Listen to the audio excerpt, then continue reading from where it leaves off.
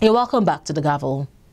Now, President Muhammad Buhari recently approved several actions to fast-track the long-delayed implementation of the United Nations Environmental Programme report on the environmental restoration of Ogoni land, also known as the UNEP report. A new implementation template has also been involved at the instance of President Buhari, and the environmental cleanup of Ogoni land will commence in earnest with the President's inauguration of the HYPREP Governing Council and the Board of Trustees for the Trust Fund. Now, this is great news for people of the Niger-Delta. Anyway, we sat down with a federal lawmaker representing Delta Central Senatorial District, Senator Igoyota Amori, to get his thoughts on the implementation of the UNEP report. The UNEP report had been implemented gradually before he came in. We will recall that this started in 2011 when United Nations Environmental Programme gave this report on Ogoni land. From 2011, when the report came out on environmental degradation of Ogoni land, the then government of President Goodluck Jonathan started the implementation. The records are there of that report. It's a very voluminous report. We do not expect that the totality of the report will be implemented in one day. It's a gradual process.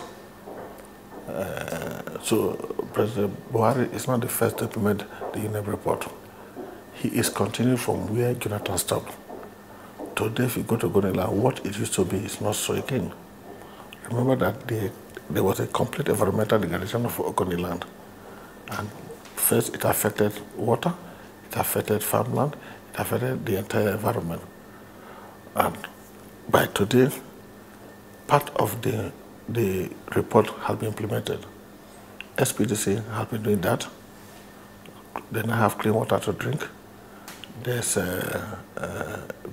some degree of improvement in the environment as opposed to what it was in 1993 when trouble started in Ogoni land, when the Ogoni people rose against share.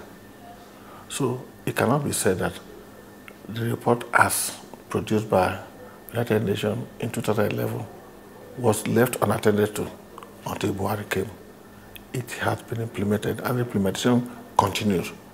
Of course, you recall that based on the report, there was the setting up of Ogoni Land Environmental Restoration Authority that was in 2012 and 2013. There was also Environmental Restoration Fund for Ogoni land. That is part of the presentation report. Of course, there were other stakeholders meetings. So it is not a report as if it was just dumped by the former administration and Buhari came and searched for the report and started implementation. So the implementation is a continuous process, continuous, because it's going to take a long time to fully implement the report.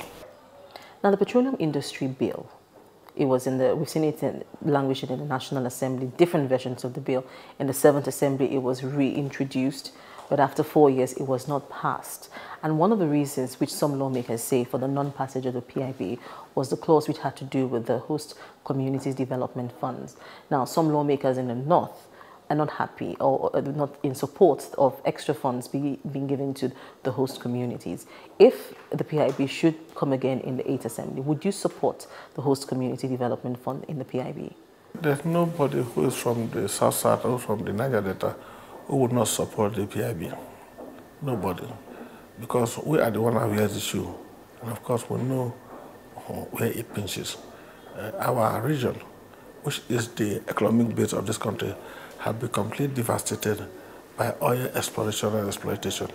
And until the PIB is passed, the people of the south of Niger-Delta will continue to agitate. Remember, this was what caused the Ogoni uprising. And not just Ogoni, but other part of Nigeria, where this oil exploration has really devastated the environment. Today, if you go to the whole of Niger-Delta, whether it is in Delta, whether it is in Cross River, whether it is in Akwa Ibom, whether it is in Bayelsa, whether it is Rivers, it's the same story. Everywhere, all our fishing ponds have been destroyed. We don't have good water to drink again. Our farming environment has been completely destroyed. We don't get good produce again from our farms. So we are the one that's worst affected. And until this country sees reasons with the Niger-Delta, this agitation, of course, that cost the militancy in the Niger-Delta will continue. So there's nobody in Niger-Delta, whether it's a senator, House of Rep, or any average Niger-Delta, who will not support the PIBB. And until that is implemented, I don't believe that the restiveness that we witness in Niger-Delta will ever stop. Now, but some Nigerians have said that there's been a lot of, several interventions for the Niger-Delta, the Ministry of the Niger-Delta, the Niger-Delta Development Commission, the amnesty programs, and these interventions should have made appreciable difference for the lot of people in the Niger-Delta, and we're not seeing this. This problem is not just, it's almost a lifelong problems in Niger-Delta. The devastation didn't start today. Remember when oil was first discovered in 1956 in Oloibiri? From that time till now, the whole of Niger-Delta has been devastated. And so it's going to take time to recover.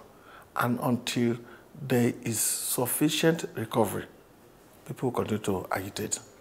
It is the various bodies, NDDC, Amnesty, it's just a scratch.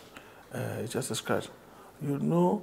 For a very long time, in most parts of the Niger-Delta, they don't have electricity, no good water, no school, no road, no bridge. And such problem, of course, such problem cannot be addressed overnight. So whatever the NDDC is doing, or Amnesty is doing, is just the tip of the iceberg. Now, this is where we draw the curtains on this week's edition of The Gavel. If you have any views on any of the issues discussed, do email us on thegavel@channelstv.com. Thank you for staying with us, and see you again next week.